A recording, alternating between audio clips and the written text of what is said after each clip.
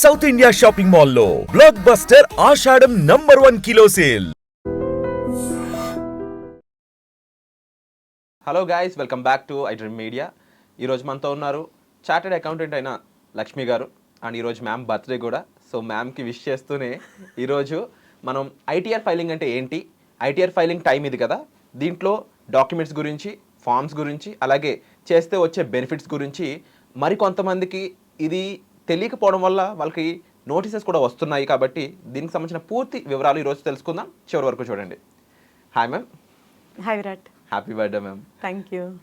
So ITR filing, income tax returns సంబంధించిన ఈ ఎపిసోడ్లో అసలు ఇది ఎవరెవరు చేయాల్సి ఉంటుంది, ఇన్కమ్ ఎంత ఉంటే చేయాల్సి ఉంటుంది, అండ్ దానికి సంబంధించిన డాక్యుమెంట్స్ గురించి కాస్త చెప్తారు. ఇప్పుడు అందరికీ తెలియాల్సిన విషయం, ఇన్కమ్ ట్యాక్స్ రిటర్న్స్ నిజంగా మనకు అప్లికబుల్లా కాదా, మనం వెయ్యాలా వద్దా అన్నది ఖచ్చితంగా తెలియాలి. యాక్చువల్గా డ్యూ డేట్ అన్నది ఒకటి ఉంటుంది, అంటే గడువు. ఓకే. మన ఇండియాలో ఏప్రిల్ 1 నుంచి సంవత్సరం స్టార్ట్ అయ్యి 31 మార్చికి ఎండ్ అవుతుంది. జనరల్గా క్యాలెండర్ ఇయర్ అన్నది మనకి క్యాలెండర్ చూసుకుంటే జనవరి టు డిసెంబర్ ఉంటుంది. కానీ మన ఇన్కమ్ ట్యాక్స్ రిటర్న్స్కి కానీ, మన బుక్స్ ఆఫ్ అకౌంట్స్ ఫైనలైజేషన్కి కానీ ఫైనాన్షియల్ ఇయర్ని బేస్గా తీసుకుంటాం. సో ఆ మార్చ్ వరకు జరిగిన ట్రాన్సాక్షన్స్ అన్నీ మనము ఇన్కమ్ ట్యాక్స్ డిపార్ట్మెంట్కి సబ్మిట్ చేయాల్సి ఉంటుంది. ఎప్పటిలోపు అంటే జూలై 31 లోపు. అంటే ఇన్కమ్ ట్యాక్స్ రిటర్న్ ఎవరెవరికి వస్తుంది, ఎంత ఇన్కమ్ ఉంటే వస్తుంది? రీసెంట్గా న్యూ ట్యాక్స్ రెజిమే కూడా వచ్చింది. 12 lakhs వరకు ట్యాక్స్ ఎగ్జంప్షన్స్ పెట్టారు. సో దీనివల్ల ఏంటంటే ఇది ఒక న్యూ ఫేజ్ కింద చూడొచ్చు. చాలామందికి ఇప్పుడు 12 lakhs వచ్చేవాళ్ళు ఇంతకుముందు ట్యాక్స్ కట్టేవాళ్ళు, రిటర్న్స్ పెట్టేవాళ్ళు, బట్ ఇప్పుడు అలా ఉంటుందా ఉండదా, ఇలా డౌట్స్ ఉన్నాయి కదా. చాలా మందికి ఉన్న మిత్ ఏంటంటే 12 lakhs వరకు ఎగ్జంప్షన్ ఉంది, సో నేను అసలు ఇన్కమ్ ట్యాక్స్ రిటర్న్ జోలికే వెళ్ళక్కర్లేదు, దట్ ఈస్ అన్టచబుల్ అన్న దీంట్లో ఉన్నారు. కానీ 2.5 lakhs కంటే ఎక్కువ ఇన్కమ్ ఉండుంటే, అంటే యావరేజ్గా మంత్లీ నువ్వు 20,000 ఎర్న్ చేస్తావు అంటే you are under the bracket of tax returns. Under the bracket of tax అని నేను చెప్పను, కానీ ట్యాక్స్ రిటర్న్స్ ఖచ్చితంగా సబ్మిట్ చేయాల్సిందే. చెయ్యకపోతే ఆ కాన్సిక్వెన్సెస్ ఖచ్చితంగా ఇన్కమ్ ట్యాక్స్ డిపార్ట్మెంట్ వాడు నోటీస్ పంపించే ఛాన్స్ ఉంటుంది. ఇది వరకు అయితే అంతా క్యాష్లో జరిగేదమ్మా. నువ్వు ఎంత చేస్తున్నావు, ఏం చేస్తున్నావు ఎవ్వరికీ తెలియదు. Now those days are gone. ఇప్పుడు మనం చేసే ట్రాన్సాక్షన్స్ అన్నీ ఏం చేస్తున్నావు? యూపీఐ ఫోన్ ఉంటే చాలు, స్కాన్ చేయడం. ఈవెన్ పానీపూరి బండి వాడికి కూడా స్కానర్ ఉంటుందా లేదా? డెఫినెట్లీ. నాకు అంటే మైండ్ బ్లాక్ అయింది. ఒక పానీపూరి మధ్యప్రదేశ్లో 40 లక్షల వరకు ఎర్న్ చేస్తున్నాడంట. ఎగ్జాక్ట్లీ. అది యూపీఐ వల్ల తెలిసింది. అది యాక్చువల్గా సో 40 లక్షలు ఎప్పుడైతే ఎర్న్ చేస్తున్నారో మనము 2 చుట్టాలను ఇంటికి ఆహ్వానిస్తున్నట్టే. ఎవరో తెలుసా? ఒకళ్ళు ఇన్కమ్ ట్యాక్స్ డిపార్ట్మెంట్ వెళ్తే, రెండో జిఎస్టీ డిపార్ట్మెంట్. చాలా మంది ఇప్పుడు ఆ రాడార్లో ఉన్నారు, వాళ్ళకి తెలియదు. నాకేం నోటీస్ రాలేదు కదా, ఎవరు నన్ను అడగలేదు కదా అనుకుంటున్నారు. కానీ గవర్నమెంట్ ఎప్పుడైనా మనల్ని అడిగే రైట్ కలిగి ఉంది. Because we are responsible citizens అని గవర్నమెంట్ నమ్ముతుంది. ఆ రెస్పాన్సిబిలిటీ మనం తీసుకోకపోతే ఎలాంటి కాన్సిక్వెన్సెస్ ఉంటాయండి? ఖచ్చితంగా ఫస్ట్ నోటీస్ ఇస్తారు. కోర్ట్ నోటీస్ వస్తుంది. కోర్ట్ కాదు, ఇన్కమ్ ట్యాక్స్ డిపార్ట్మెంట్ నుంచి నోటీస్ వస్తుంది. ఓకే. ఇది వరకు ఏంటంటే ఇన్కమ్ ట్యాక్స్ డిపార్ట్మెంట్ నోటీస్ అంటే ఖచ్చితంగా ఎవరో ఒకళ్ళు వచ్చి బంట్రోత్ లాంటి వాళ్ళు చేతిలో పెట్టి వెళ్ళేవారు. నేను తీసుకోను, వాళ్ళ ఇంట్లో లేరు, ఇట్లాంటి కథలన్నీ నడిచేవి. ఇప్పుడు అట్లా ఏం లేదు, మెయిల్లో వచ్చేస్తుంది, మొబైల్కి మెసేజ్ వస్తుంది. ప్రతి ఒక్కరికి మొబైల్ నెంబర్ ఉంటుంది కదా, నా మొబైల్ నెంబర్ వాళ్ళకి ఎలా తెలుస్తుంది అనుకుంటారు. మీకు పాన్ నెంబర్కి, ఆధార్ నెంబర్కి లింక్ ఉందా? ఆధార్కి ఫోన్కి లింక్ ఉందా? ఆటోమేటిక్గా మీ ఫోన్ నెంబర్ డిపార్ట్మెంట్ వాడికి వెళ్ళిపోయినట్టే. సో ఎంత కష్టపడి తప్పించుకోలేరు, సమస్య లేదు.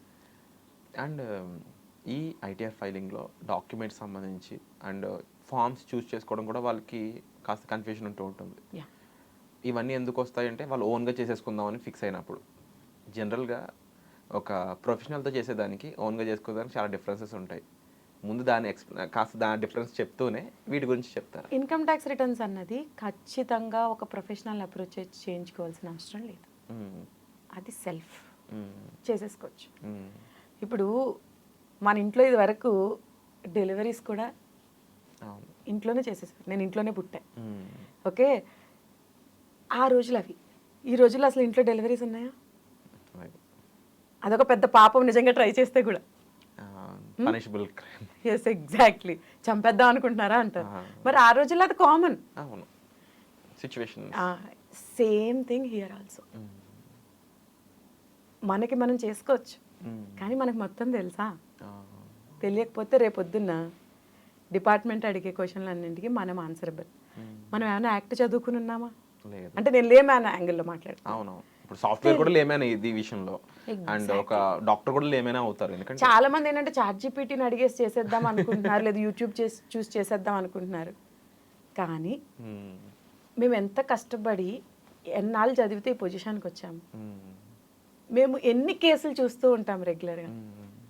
సో మేము చేస్తే ఆ ట్రీట్మెంట్ వేరే ఉంటుంది, మీకు మీరు చేసుకుంటే వేరేగా ఉంటుంది. అండ్ ఇంకొకటి ఏంటంటే చాలామంది ఇన్కమ్ ట్యాక్స్ అంటే మనకు అదేదో ఆదాయ మార్గం అనుకుంటున్నారు. ఆదాయం మీద కట్టే పన్ను అనుకోట్లా. దాని ద్వారా నాకు నా ఎంప్లాయర్ ట్యాక్స్ కట్ చేసేసాడు, నేను దాన్ని రిఫండ్ తెచ్చేసుకోవాలి, నా డబ్బులు అవి నా డబ్బులు, why I should pay to the government. ఇదొక జాడ్యం బాగా ఎక్కువైపోయింది. రీసెంట్గా ఒక 40,000 మంది మీద రైడ్ చేశారు ఇన్కమ్ ట్యాక్స్ డిపార్ట్మెంట్ వాళ్ళు, ఆల్మోస్ట్ 6 స్టేట్స్. ఎందుకు అంతమంది మీద ఒక్కసారి రైడ్ అయింది? అంతమంది మొత్తం రిఫండ్ అప్లై చేశారు.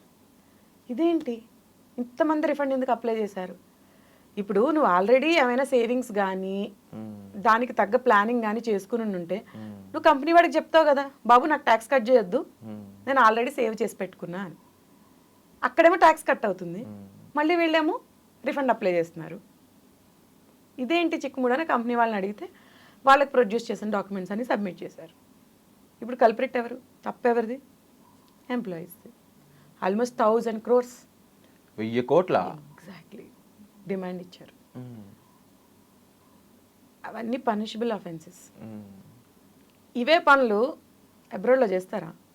లేదు, చేయరు, భయపడతారు. ఎందుకంటారు అంటే అంత లా స్ట్రిక్ట్ అనేది.